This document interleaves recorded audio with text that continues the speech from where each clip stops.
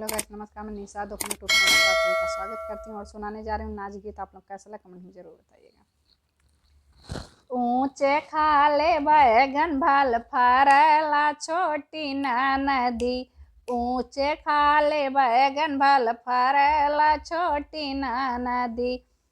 सासू हमारी बोवै ससुर भल बवावै, सासू हमारी बोवनी ससुर भल बवावै। हमहू अपने सैया से बोवैबै छोटी ना नदी, हमहू अपने सैया से बोवैबै छोटी ना नदी। ऊंचे खाले बैगन भल फरला छोटी ना नदी, ऊंचे खाले बैगन भल फरला छोटी ना नदी।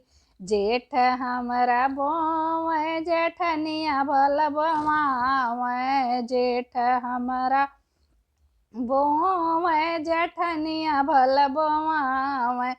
हमहू अपने पियवा से बोवैबै छोटी ना नदी, हमहू अपने पियवा से बोवैबै छोटी ना नदी। ऊंचे खाले बैगन भल फरला छोटी ना नदी, ऊंचे खाले बैगन भल फरला छोटी ना नदी। देवर हमरे बोवै देवरनिया भल बवावै, देवर हमरे बोवै देवरनिया भल बवावै। हमहू अपने पियवा से बोवैबै छोटी ना नदी, हमहू अपने पियवा से बोवैबै छोटी ना नदी।